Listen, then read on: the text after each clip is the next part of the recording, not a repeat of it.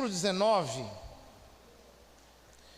surgiu um sacerdote, modo de dizer, né? Porque eles não são padres, um clérigo anglicano chamado Malthus, M-A-L-T-H-U-S, Malthus. E o Malthus, ele começou a espalhar um alarme na Inglaterra, porque ele era pároco e na sua paróquia o número de nascimentos estava inferior ao número de funerais. O número de nascimentos estava superior ao número de funerais. Então ele disse: não vai ter comida para todo mundo, vai nascer tanta gente e vai morrer tão pouca gente que vai acabar a comida. Então ele começou a pregar o celibato, que as pessoas deveriam não se casar, não ter filhos, para diminuir o número da população. Ora, quando Malthus morreu, os seus seguidores são chamados pelo nome de neomalthusianos. Eles continuaram espalhando o alarme demográfico, mas não pregando o celibato, e sim pregando a contracepção. Ou seja, o casal tem que evitar filhos. Ora, o John Rockefeller II, o filho do magnata, que era quem ficaria com a fundação de uma maneira mais direta, ele começou a se encantar com as ideias neomalthusianas e, portanto, com o tema da diminuição demográfica. Ora, na década de 50, a Fundação Rockefeller subsidia a criação de um organismo chamado Population Council, Conselho Populacional. E o Conselho Populacional tinha como finalidade difundir a prática do aborto, da esterilização, da contracepção e assim por diante. Isso começou com os países da Ásia e da África. Evitaram os Estados Unidos e a América Latina. Depois, começou nos Estados Unidos também. Outros grupos, como o da Fundação Laura Spelman, também começaram a difundir a mesma coisa, pela via da pílula anticoncepcional. O pessoal do Conselho Populacional ficou mais com o assunto do DIU, por todos os lados, né? Começaram a falar de aborto de uma maneira mais declarada, digamos assim, a propagar a campanha abortista pelo mundo.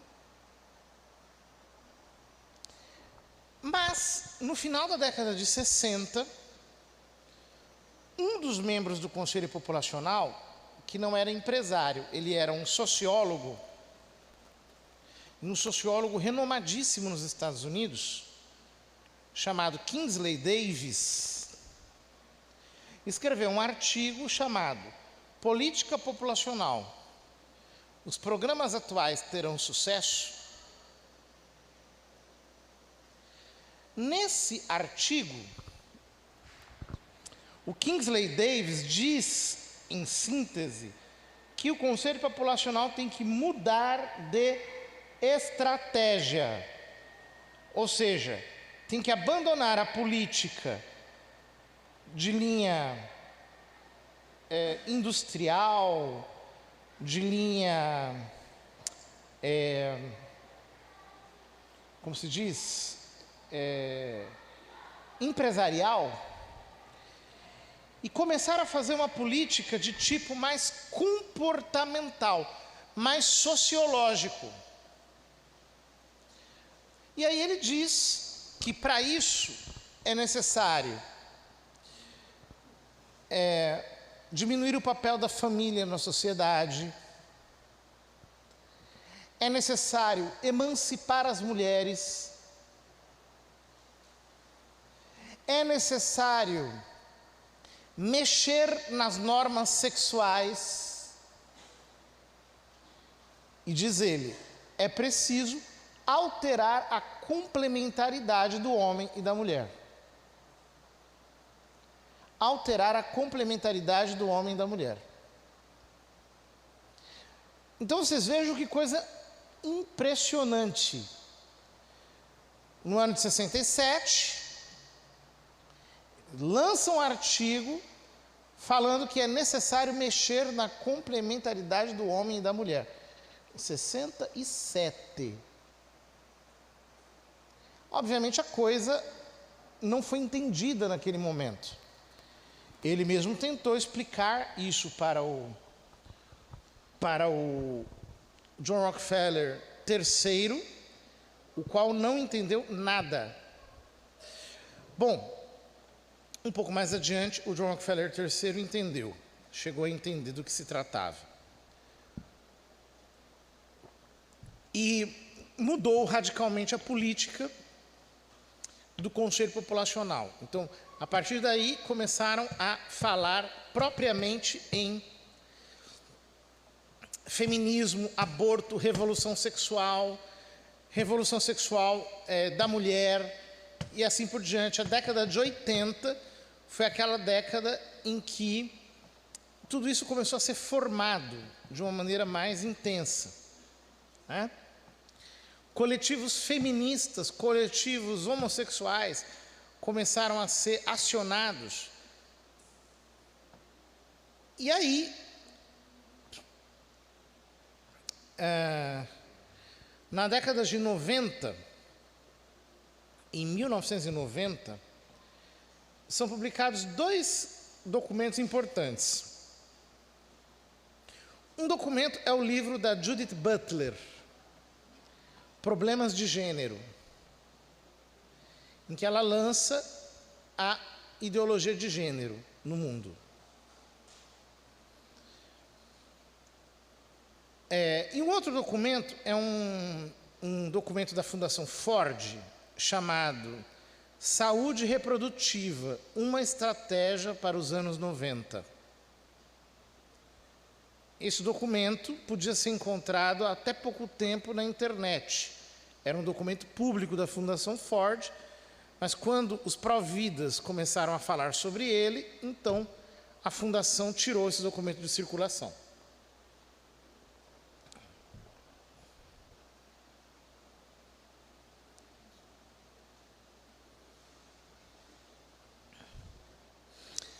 O que diz esse documento da Fundação Ford? Ele diz o seguinte: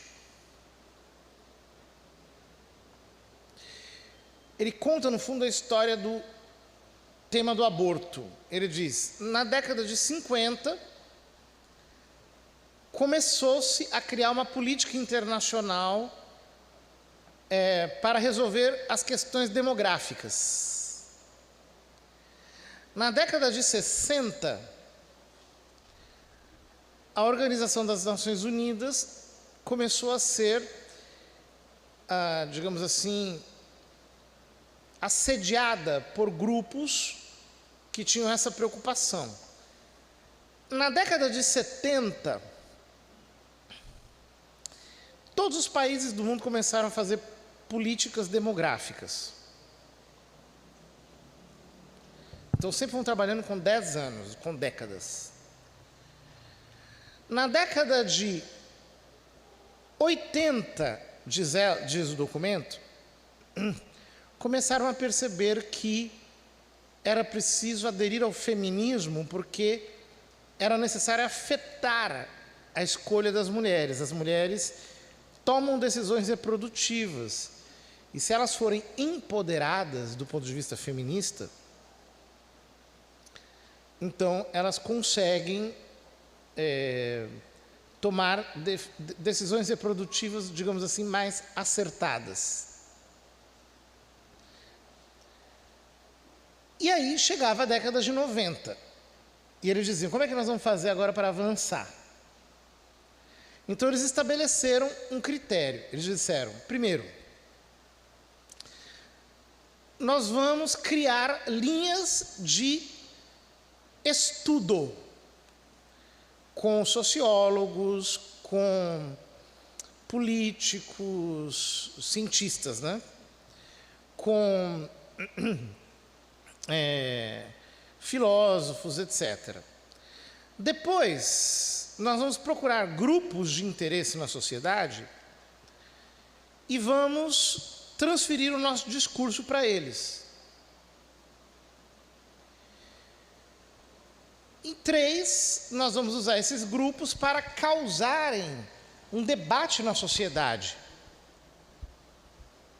Então, esses grupos serão utilizados como caixa de ressonância para gerar um debate público. E uma vez que o debate público estiver estabelecido, então nós vamos conseguir mudar os conceitos morais, os conceitos jurídicos, os conceitos políticos, vamos avançar leis, vamos criar mecanismos públicos e assim por diante. Estão percebendo? Então, com esse documento, a Fundação Ford mostrou o método de trabalho deles, né? A gente tinha até que agradecer por eles terem publicado esse negócio, porque o método de trabalho fica claro.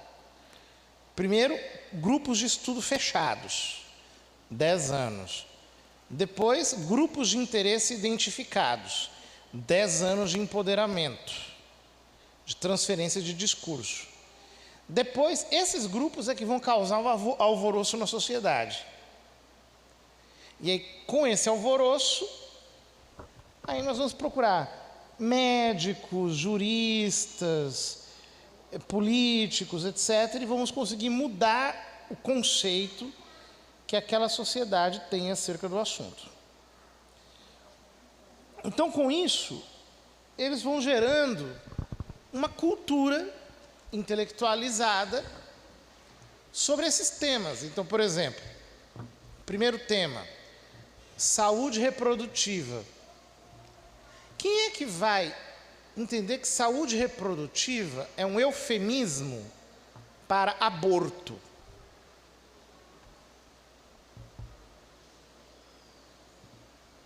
A coisa não é evidente. Então, por exemplo, chega alguém e diz assim, nós vamos criar na Câmara uma comissão de saúde reprodutiva. Quer dizer, uma comissão que vai ter recurso público para ficar matutando jeito de aprovar o aborto no país. Por exemplo, estou dando um exemplo, né? Quem é que vai entender que saúde reprodutiva significa aborto? Então eles vão criando ideologias como a ideologia de gênero, por exemplo, mas não é a única. A ideologia de gênero é uma ideologia, né? Então a ideologia de gênero ensina que a identidade é fluida, que ninguém tem uma identidade definida. Eu pergunto, o que isso pode ajudar um gay, por exemplo?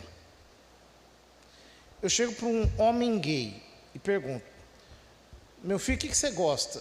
Ele diz, eu gosto de homem. Eu digo, tá bom, então toma a Tammy Gretchen para você. Ele vai dizer, não, eu não quero a Tammy Gretchen, isso daí, não está valendo. Eu digo, mas você não disse que é um homem? Aí vai dizer, não, mas como assim? Ela não é homem. Eu digo, mas ela está dizendo que é homem, meu filho. Nós não estamos no gênero agora? Então você vai ter que levar para casa.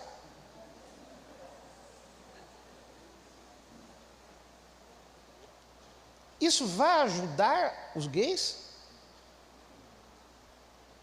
Sim ou não? Não.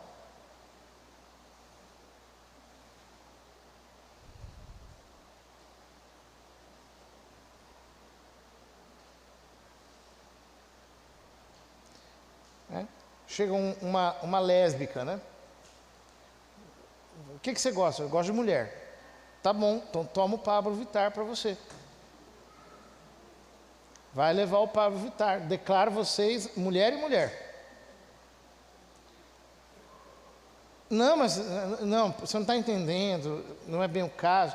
Eu digo, mas é mulher, não está dizendo que é mulher? É mulher. Ele não se autodefine mulher, então é mulher. Então é claro que isso não vai ajudar os gays. Mas por que os gays aderem à ideologia de gênero?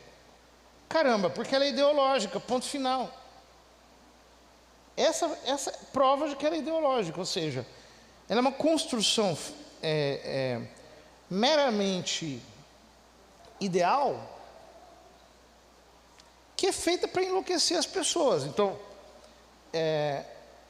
tudo isso só serve para gerar confusão, né? Mas, ao mesmo tempo, é completamente bobo. Isso aí é uma besteira, né? Isso aí não ajuda grupo algum. Isso só serve para desmantelar a sociedade. Inclusive, o que acontece? No ano de 78, o John Rockefeller III morreu num acidente de carro. Se não me engano, foi 78. Eu posso estar enganado. E aí o que aconteceu? A família dele, o David Rockefeller e irmãos, começou a se juntar com a esquerda do Partido Democrata, quer dizer, a esquerda da esquerda americana. E aí quando foi no ano de 92, no dia 15 de março de 92, fizeram uma reunião em Princeton, juntando a esquerda do Partido Democrata e a esquerda de todos os partidos latino-americanos. E nessa reunião eles fizeram um acordo sobre como é que a esquerda iria se comportar daí para diante. Então a esquerda ia abandonar a Revolução Armada, a esquerda ia aderir à democracia, a esquerda ia ter um mercado financeiro aberto e, por último, iria apoiar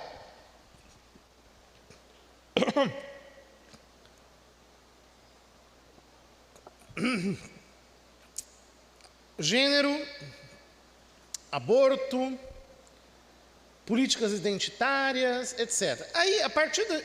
Bom, em 92, aconteceu essa reunião, em 95 foi fundado o Foro de São Paulo.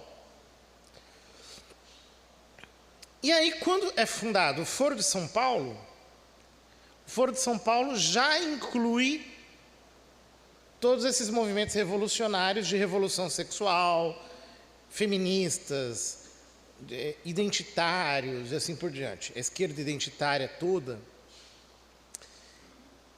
E eles conseguem chegar ao poder em boa parte dos países da América Latina.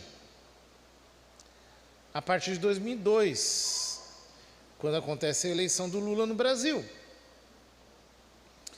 O resultado é que eles vão tentando criar, cada vez mais, de uma maneira forte, esse tipo de ideologia,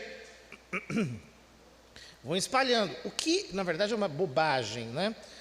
A esquerda, ela não percebe que ela se tornou completamente irrelevante com essas coisas identitárias. Quando a esquerda fazia a revolução operária, ela tinha algo de sério ainda para falar. Agora, quando a esquerda começou a se juntar com abortistas, com essa gente toda, ela não percebeu que isso aí é só um passatempo de metacapitalistas, que é usado para que eles se tornem inofensivos. Quer dizer, fica todo mundo brincando de gay, de índio, de lésbicas, de sei lá o quê, né? Fica todo mundo brincando com essas coisas, enquanto a verdadeira luta política está nas mãos de outros grupos. Era uma autocrítica que a esquerda precisava fazer de si mesma, mas ela não tem maturidade para isso. Porque ela está muito convencida de que os novos pobres agora são os gays, as minorias e não sei o quê, são as mulheres. Eu digo, mas desde quando a mulher é minoria no Brasil? Tem mais mulheres do que homens. Então você vai fazer um discurso de minoritário? Ah, os negros são minoria. Os negros são minoria no Brasil? Todo mundo é um pouquinho... Tem um pezinho na senzala. Quase todo mundo no Brasil. Não é verdade isso? Então cria-se uma mentalidade, criam-se discursos falaciosos para bagunçar a sociedade. E as pessoas ficam reproduzindo esse negócio aí e achando que eu estou fazendo uma coisa muito séria. Mas é claro que isso não pode dar certo, né? E é claro que não vai surgir nenhum tipo de governo verdadeiramente socialista disso. Isso daí só vai produzir o triunfo dos capitalistas internacionais, dos grandes capitalistas que dominam o mercado internacional, tipo George Soros, essa gente toda que pertence a esse grupo das fundações, né? Pertence a esse grupo das fundações. Bom, eu queria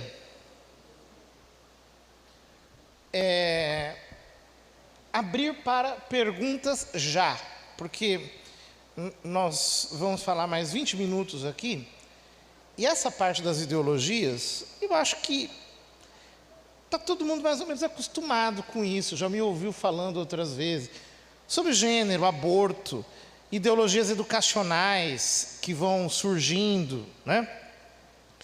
Multiculturalismo, que agora é uma moda na Europa, depois vai vir para cá, que é essa coisa de misturar as culturas e de você criar guetos culturais nos países, para você destruir a cultura local e você criar uma espécie de hegemonia meramente baseada na economia e assim por diante. Bom, há muitas ideologias em jogo e em curso, mas de alguma maneira vocês já estão acostumados a lidar com isso, e eu queria abrir para perguntas, porque é nas perguntas que a gente consegue fazer um pouquinho mais de análise de conjuntura,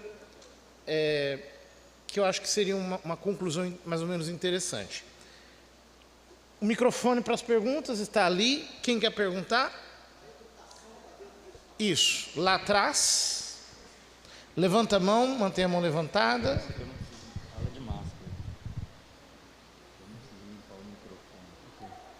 A educação está dentro desse pacote? A educação? A educação das pessoas, a instrução das pessoas. Está dentro desse pacote de destruição do sistema? Certo. Passa para outra pergunta também, que assim a gente faz um bloquinho. Isso, 2 perguntas, segunda ali e terceira aqui. A gente faz um bloquinho, depois faz um outro bloquinho. Como que a ideologia da esquerda entrou dentro da Igreja Católica? Peraí, repete que eu não entendi. Como a ideologia de esquerda, o comunismo, entrou também dentro da Igreja Católica? Como que tem pároclos que pregam essa ideologia mesmo dentro das comunidades? Tá bom. Aqui a terceira, vamos fazer um bloquinho de perguntas, depois a gente faz mais um bloquinho.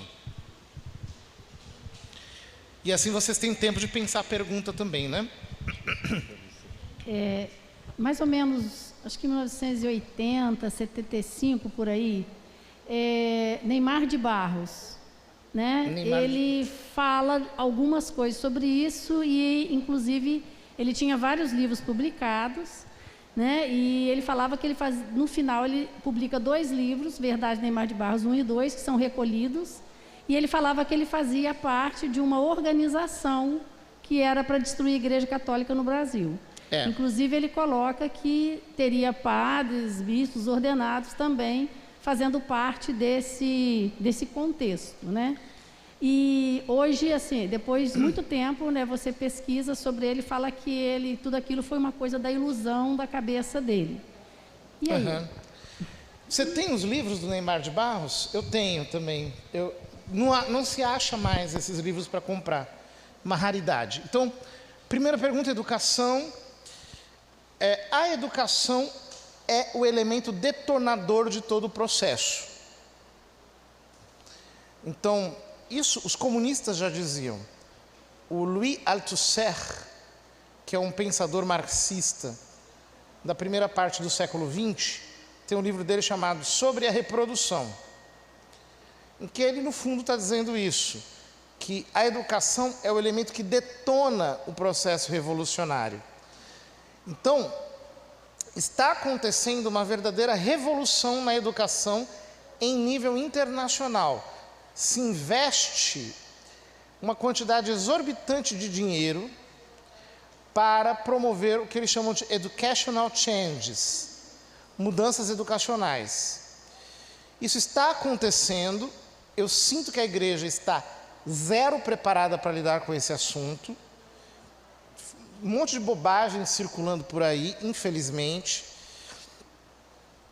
e, na minha opinião, é falta de estudo mesmo, porque o pessoal não estuda, eles estudam apenas coisas superficiais, e a avalanche vai chegar pela educação. Já está chegando, mas ela vai piorar muito. Então, eu vejo com muita esperança todo um movimento educacional surgindo no Brasil por parte de leigos católicos. Eu vejo com esperança isso daí, porque pode ser um jeito de salvar pelo menos uma parte da população dessas loucuras. 2. Como é que a igreja entrou nessa? Bom, vocês sabem que existe um negocinho chamado teologia da libertação. A teologia da libertação foi inventada,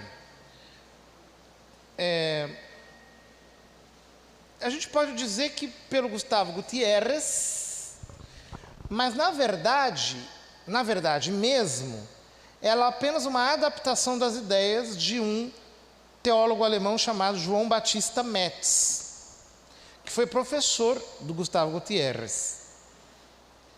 E qual que é a função da teologia da libertação? Isso está claro no livro do Gustavo Gutierrez, Teologia da Libertação, e em outras obras também. Ele diz que a função é redefinir toda a teologia católica partindo do princípio de que a divina revelação tem condicionamentos sociopolíticos históricos.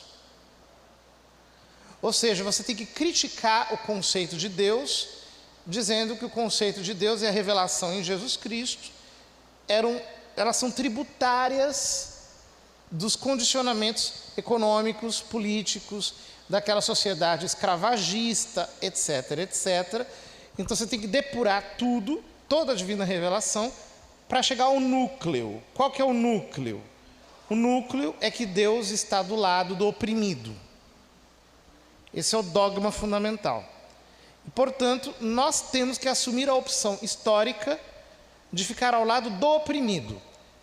Até a década de 90, mas para a Igreja Católica isso demora mais, chega até 2010, a teologia da libertação funcionava em chave de revolução de classe, opção preferencial pelos pobres, pela classe proletária. A partir de 2010, ela adere à revolução identitária. Então, os novos pobres são mulheres, negros, índios, quilombolas, gays e assim por diante. Ela assume a revolução identitária. Então todas essas ideologias ficam teologizadas graças à teologia da libertação. E é por isso que você vai à missa de domingo e pode escutar às vezes uma coisa dessas. Tipo, Deus é uma mulher negra pobre, por exemplo. Tá bom? E isso não está só na Igreja Católica. Aqui no Rio de Janeiro tem um pastor chamado Henrique Vieira, da Igreja Batista, que é um dos queridinhos da Rede Globo, que ele trabalha também como palhaço de circo, né? Não de circo, de, sim, espetáculos, né? Que ele é da teologia da libertação pura, dessa outra onda da teologia da libertação, e prega essas coisas. Neymar de Barros, resumidamente, né, para quem não conhece, é um personagem que ficou muito famoso na igreja na década de 80. Ele era um produtor da então TVS, depois SBT, de programas como Domingo no Parque, Viva a Noite, Boa Noite Cinderela, essas coisas. E aí, segundo o relato dele mesmo, ele tem uma conversão, ele era ateu, né? Tem uma conversão durante um retiro dos cursilhos de cristandade, e aí ele começa a ser convidado para ir em todas as dioceses do Brasil para dar o testemunho, e lotava estádios.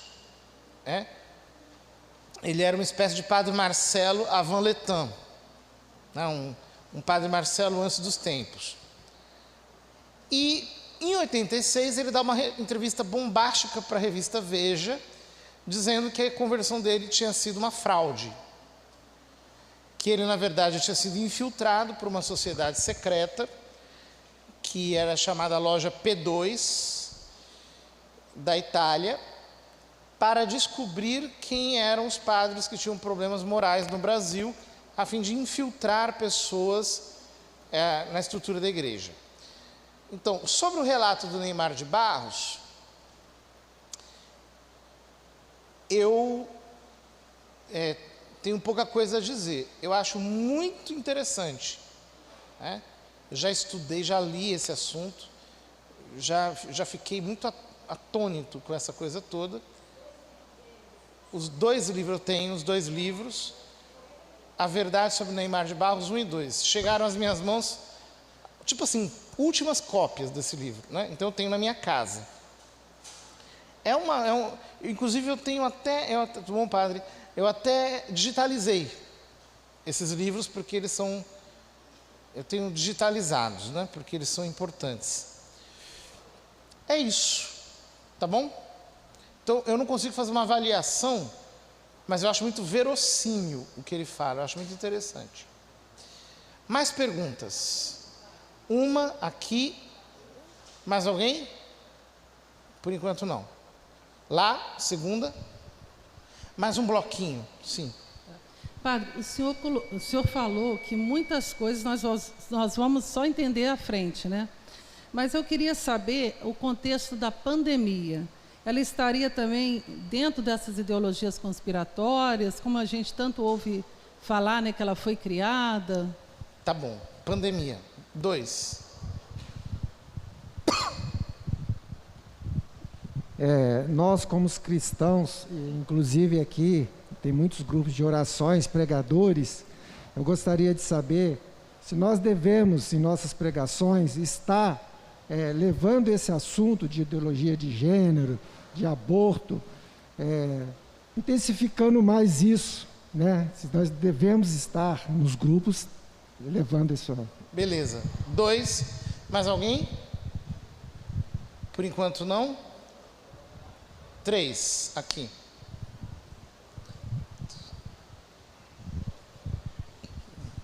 Nós, como católicos, como devemos reagir diante dessas coisas todas, né? Dá um parâmetro, uma luz para nós, né? De como reagirmos diante dessas coisas que vão só crescendo, né? Dá a impressão de que, com o passar dos anos, né? Vai se tornando cada vez mais palpável, mais próximo da nossa realidade, até nas cidades pequenas da região, né? Como reagir diante dessas coisas todas? Tá bom. Então, primeira pergunta sobre a pandemia é o seguinte: a pandemia, ela está acontecendo ainda. Marta, então, a pandemia está acontecendo ainda. Mas o que acontece? Os agentes que estão envolvidos nela só vão falar alguma coisa sobre isso quando eles estiverem no fim da vida. Geralmente é assim. Essas coisas históricas, a gente só sabe isso porque o fulano dá uma entrevista, quando ele está com 80 anos, vai alguém perguntar, aí publica aquilo sai num livro tipo secundário, que ninguém dá muita importância, aí alguém repara, vai lá ver, coloca como dado histórico. Então, a gente só vai saber o que aconteceu em 2020, 2021, em 2070, 2071. A gente já vai estar morto, né? Então, só quem vai saber são as pessoas que virão no futuro. Por quê? A gente tem muita pressa. O que acontece com o pessoal? O que acontece com o pessoal das teorias de conspiração? Existem teorias da conspiração, mas o pessoal cria teoria fantasiosa baseada numa análise apressada das coisas. Então, tipo assim, a pessoa vê um negócio, então ela já cria uma explicação para aquilo, que tem uma certa lógica, às vezes tem lógica, mas nem tudo que tem lógica existe, né? Assim, nem tudo que tem lógica é daquele jeito, acontece daquele jeito, né? Então, a gente só vai saber realmente o que aconteceu isso lá no futuro. Por enquanto, só existem hipóteses. E aí a gente não sabe até que ponto essas hipóteses são ou não verificáveis, tá bom? Mas daqui a talvez não demore 50 anos, talvez demore 20, né? 2040, a gente consiga saber melhor o que aconteceu agora. Mas agora é impossível. Então a gente tem dados contraditórios. Então, por exemplo, o vírus existe. É um fato. Então toda a galera que parte, não, isso é tudo... Peraí, calma, você não está batendo bem. O vírus existe. Segundo, há um uso político disso. Está claro? Se o uso político foi anteriormente percebido, então, por exemplo, o pessoal pega, uma médica esses dias me mostrou assim: padre, eu estou com um livro de 2008, em que eles estão falando aqui que o vírus SARS, né, ele pode ser usado como uma ferramenta de guerra biológica. Está dizendo num livro de 2008. Bom, mas tudo bem, mas até, quer dizer, que realmente possa... Agora, foi? Eu não sei. Não sei. Então, por exemplo, é muito interessante que a China tenha conseguido controlar isso, restringir isso à cidade de Wuhan, né? Não tenha se espalhado pela China, que no mundo inteiro isso se espalhou, quebrou as economias do mundo e a economia da China prosperou. É um dado interessante. Agora, isso significa que foi proposital? Não. Pode ser que não seja. Como é que a gente vai saber disso? Só quando alguém abrir a boca daqui a 20, 30, 40 anos. Quando já tiver pessoas mortas que fizeram isso, aí o pessoal vai ter liberdade de falar. Quando alguém disser assim, não, olha, é o seguinte, a fulana me falou, ela não podia falar na época porque fulano de tal estava vivo, não sei o quê. É só mais à frente. Só que a verdade, ela tende a aparecer. Verdade é que nem chifre, não dá para esconder. Uma hora aparece, todo mundo fica sabendo. Não tem como. Segunda pergunta, ali, se a gente deve falar sobre isso no grupo de oração, eu acho que se linka com o que ele perguntou. Como é que nós temos que reagir diante disso? Bom, eu acho o seguinte, eu não sei como é que é a realidade de vocês aqui, mas existe algo que é absolutamente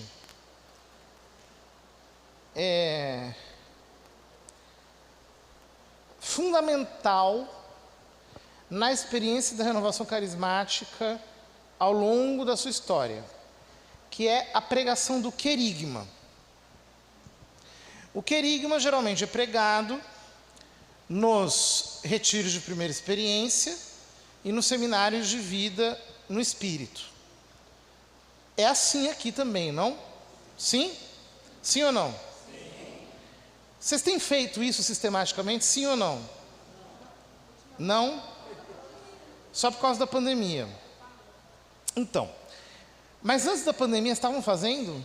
Estavam fazendo bem? Ou caiu numa coisa meio...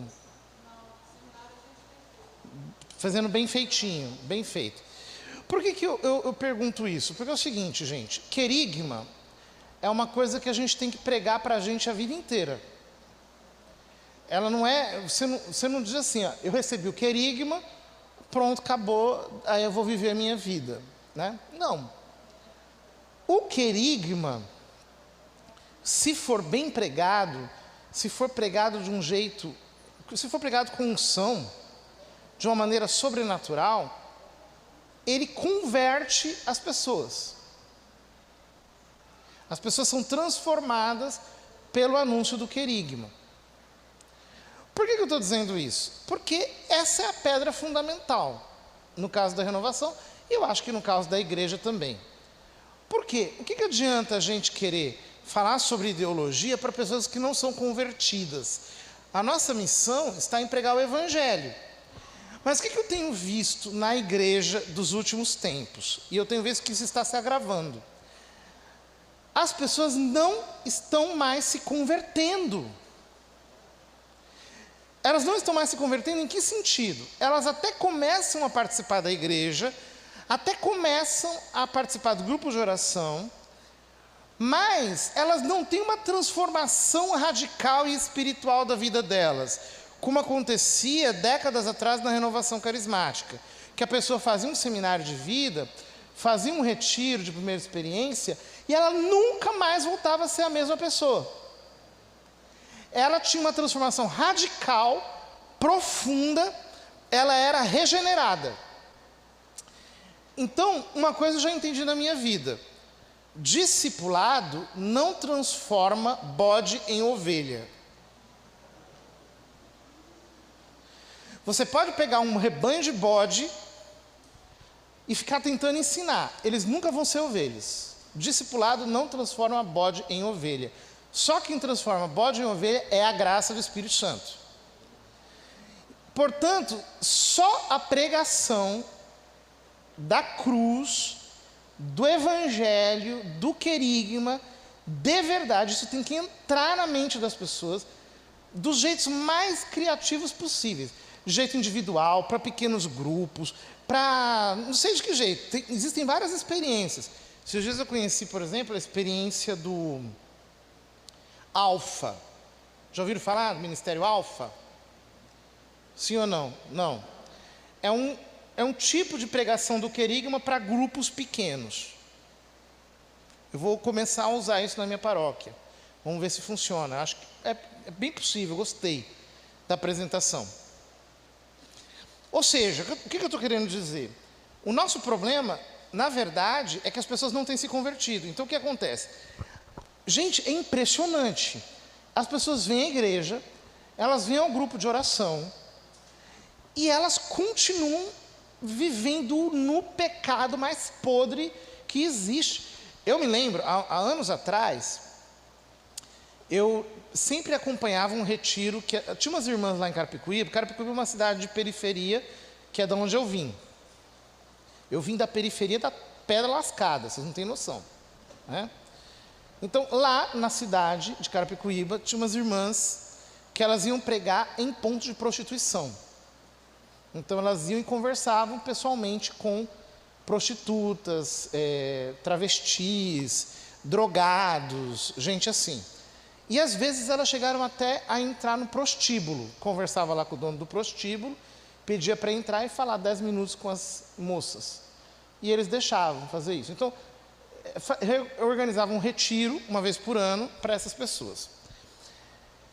Então, no sábado, como um retiro de primeira experiência. Sábado é o dia mais forte, né? Do anúncio do querigma, oração de libertação, oração de cura, aquela coisa impactante, né? Quando terminou o sábado, teve uma mulher lésbica que estava lá, toda vestida de homem, ela parecia um homem, né? Terminou a oração, ela veio chorando e falou para minha irmã: por favor, eu preciso de roupa de mulher agora. Eu preciso que vocês me deem roupa de mulher, eu preciso colocar uma saia, eu preciso colocar um brinco, eu não consigo me olhar nisso, eu não estou suportando. Tiveram que montá-la ali na hora, passar batom, colocar roupa de mulher, porque ela não aguentou ficar 1 minuto na condição velha em que ela estava. Agora, como é que uma pessoa vem para um grupo de oração, ora em línguas, profetiza, e não sei o que, sai dali e vai para o pecado mais podre que existe e acha que está tudo normal? Não está normal.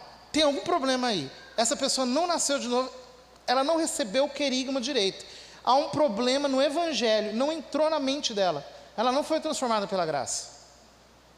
Esta é a nossa missão primordial. Essa é a nossa missão primordial.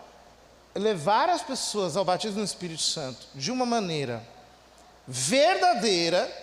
Ela tem que chegar, você tem que primeiro limpar o vaso e depois a pessoa tem que ser batizada no Espírito Santo, de tal modo que ela seja transformada, verdadeiramente transformada. Porque não pode se converter pela metade. A pessoa vir para uma experiência emocional, aí chega, se sentiu amada, se sentiu querida, e aí depois continua, volta para a vida velha. É como diz São Pedro: mal a porca se lava, volta a revolver-se na lama. Então, esta é a nossa atuação fundamental. Só que a evangelização é o passo número 1, correto? Passo número 2 é o discipulado. No discipulado, nós temos que dar doutrina. Então, a pessoa tem que saber a doutrina católica. Então, ela tem que aprender, tem que pegar, tipo, livros como A Fé Explicada. A pessoa tem que entender a doutrina católica, aquilo tem que entrar na mente dela. E este é o momento em que a gente fala de ideologias. Em que a gente explica o que é uma ideologia, em que a gente vai ter que estudar para explicar para a pessoa o que é uma ideologia, etc. E aí vem o número 3, que é o apostolado, a missão, né? Ele vai ser enviado, e aí ele vai começar a pregar, ele vai começar a fazer apostolado dentro do dom ministerial que ele tem para trazer pessoas para Cristo e o processo continuar. Então, esses 3 passinhos é aquilo que um grupo de oração tem que fazer. Agora, o que eu acho é que nós estamos com algum problema no número 1. E aí a gente precisa estudar, orar, entender. O seminário de vida funciona, mas ele tem que ser bem feito, ele tem que ser sobrenatural. Quem vai dar o ensino tem que mergulhar na palavra, tem que entrar mesmo numa perspectiva sobrenatural, porque o que eu acho é que as pessoas não estão se convertendo. O problema no fundo é esse. Tá bom? Vamos ver como estamos de horário, acho que temos que encerrar. Mais alguém tem pergunta? Uma lá, 2 aqui, pronto. E assim a gente encerra com essas 2 perguntas. Você tem pergunta também? 3 aqui, vai lá. Então, a respeito dessa ideologia de gênero, né, que está acontecendo, às vezes eu fico pensando assim, e se isso for tudo legalizado, qual será a atitude da igreja? Vamos supor, a respeito de homem casar com homem, eles vão ter que fazer, sendo que no documento da igreja está falando que homem nasceu para casar com mulher e mulher com homem. Qual vai ser a atitude dos padres e dos bispos nessa situação, se for legalizado essas coisas? Beleza, aqui vem cá, 2...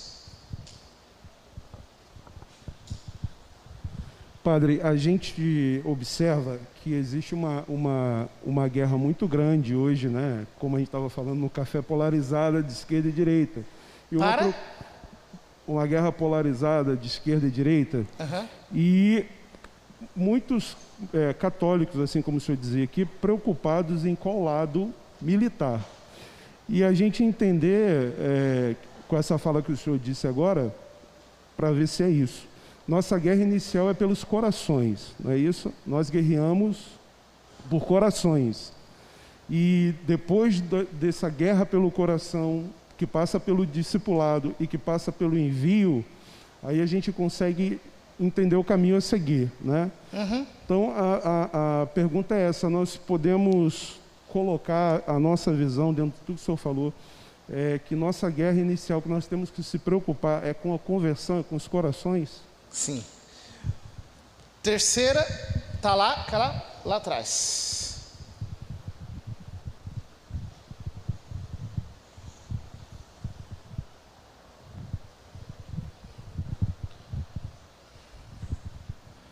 Eu gostaria de saber qual que foi a participação da União Socialista Soviética na origem da teologia da libertação e se a KGB, que era o serviço secreto da época, teve influência nisso dentro da igreja, ou se isso é um contexto que não tem nada a ver. Tá bom. Bom, vou começar por aqui, que é mais fácil. A afirmação de que a teologia da libertação surgiu por uma indicação da KGB, ela vem do Pachepa, do general Pachepa, que é da divisão romena do serviço de inteligência do Partido Comunista, né? Só que o general Pachepa, ele diz assim: eu escutei alguém dizer que tinha ouvido. É uma coisa muito distante. Então, eu acho que a afirmação do Pachepa não dá base para dizer que a coisa foi assim, exatamente assim. Eu acho que a coisa é mais complexa. Existem já pensadores de origem marxista querendo fazer uma síntese com o cristianismo no início do século XX, a Rosa de Luxemburgo, por exemplo. Existem outros pensadores que vão caminhando nessa direção, mas eu acho que a teologia da libertação é uma coisa, é um produto mais sofisticado. A KGB não teria condições de produzir aquilo. Então, eu acredito que houve uma junção de elementos, em que o elemento KGB pode ter entrado, mas é um componente secundário. O componente principal, na minha opinião, é um componente de origem filosófica e teológica mesmo. Tá bom? Mas eu não consigo te responder isso rápido, isso demandaria um curso de umas 40 aulas. Tá? É um tema muito pesado.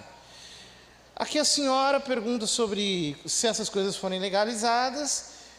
A igreja, obviamente, não deve fazer casamentos antinaturais, né?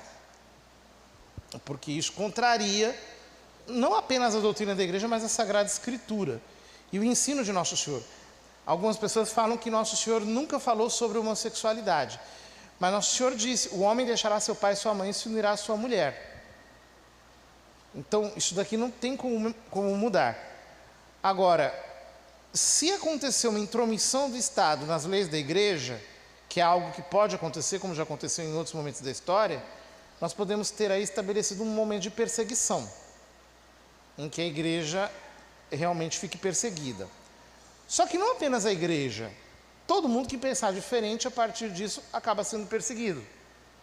Então, por isso que nós não podemos permitir que coisas desse tipo avancem, né? Bom, e a nossa missão é evangelizar, é a conversão dos corações, sem dúvida. Temos que lutar pela conversão dos corações, para que as pessoas conheçam a Deus. Todavia, nós também temos que lutar para que as estruturas da sociedade correspondam ao bem comum. Então, isso faz parte da luta também do católico. Quer dizer, que haja na sociedade temporal uma tal ordem que a pessoa não seja impedida de conhecer a Deus pela própria estrutura da realidade. Então as duas coisas no fundo se requerem. É por isso que nós também lutamos no âmbito público. Tá bom? Vamos encerrar? Só fazer uma pergunta, padre. Eu sou o padre Ronaldo, sou assistente eclesiástico da Renovação Carismática na Diocese. E a nossa dificuldade hoje, padre, aquilo que o senhor falou há poucos instantes aqui, é termos pessoas convertidas na igreja. Por que eu falo isso? O mundanismo entrou e a gente não sabe mais como sair dele. Nós que estamos aqui, às vezes, nos mundanizamos também. No jeito de vestir, sabe? A gente está com a missa cheia de pessoas com brinco em tudo quanto é lugar. Então, pessoas de comunhão, de pastoral, de grupo, da renovação. Então, é esse o nosso problema hoje. Como a gente trabalha isso?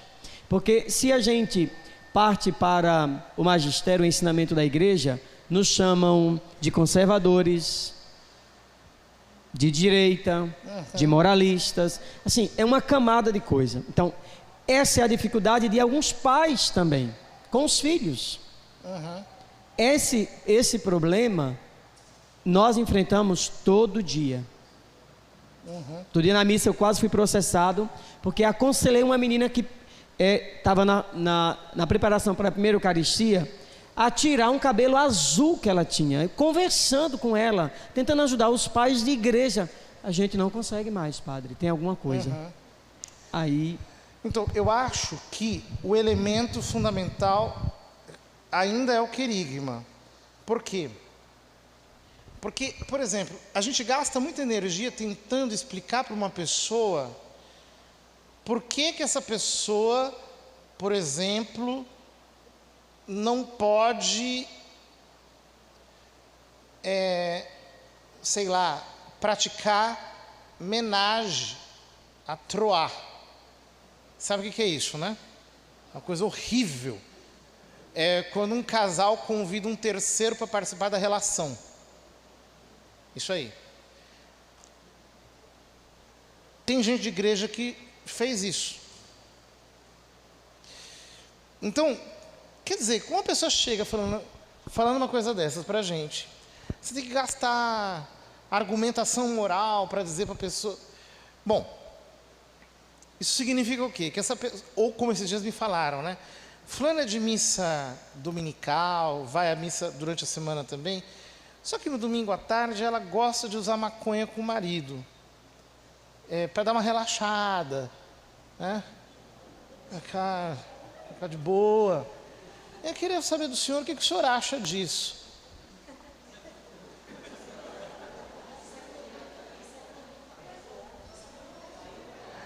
Eu digo para você o seguinte, meu querido, essa pessoa não se converteu, ela precisa ser evangelizada ainda. O evangelho tem que entrar nela. Por quê? Porque quando você entende mesmo o que é o amor de Deus, o pecado, o que é a redenção de Jesus Cristo, não tem jeito, você se arrepende, você se quebra. Você diz para Jesus, olha, Senhor, está aqui minha vida, agora o Senhor diga o que o Senhor quer, eu me submeto ao senhorio dele. Então uma pessoa que, por exemplo, eu me converti quando eu tinha 11 anos de idade. Eu poderia ter feito um monte de coisas. Por que eu não fiz? Porque Jesus é o Senhor da minha vida. Então é Ele que define o que eu gosto, o que eu não gosto. Ele que define o que eu vou fazer, o que eu não vou fazer. Eu me rendi a Ele. Então, o problema dessas pessoas é que elas não se renderam ainda a Cristo. Então a gente está tentando, veja bem, a gente está tentando lavar porco. O que acontece? Quando você lava porco, o porco volta para a lama. Porque a natureza do porco é se sujar. Agora, quando você suja um gato, em uns minutos o gato já está limpo. Por quê? A natureza do gato é ser limpo. Qual que é o problema? O problema é que muitas vezes o que nós temos feito é lavar porco e não mudar a natureza da pessoa. E como é que se muda a natureza de alguém? Mudar a natureza da pessoa, que a gente chama de conversão. A pessoa deixou de ser porco e passou a ser gato. Então, é que nem eu, você pergunta, padre, o senhor peca? Infelizmente acontece de eu pecar. Mas o que eu faço? Eu não aguento, eu vou me confessar, eu peço perdão a Deus na mesma hora, por quê? Porque não aguento ficar sujo. Tá claro? Não está mais na minha natureza. A minha natureza foi mudada, eu me converti. Então, quem se converte é assim. Agora, a pessoa que não se converte, ela é porco. Então, não adianta, você pode lavar o que você quiser. Ele vai voltar a se sujar, porque isso está na natureza do porco. Então, não tem jeito. O defeito nosso está na pregação do querigma. Então, por exemplo, chega uma pessoa com... eu gosto de fumar maconha, tal, tal. Bom, eu já digo logo, você então tem que se converter, tem que ouvir, você não está entendendo nada. Não está entendendo absolutamente nada, ainda não se rendeu à senhoria de Cristo, porque não tem uma pessoa que se renda à senhoria de Cristo e diz assim, olha, Senhor, está aqui a maconha, eu te entrego, eu não quero mais saber disso, eu não preciso mais. A pessoa se converteu.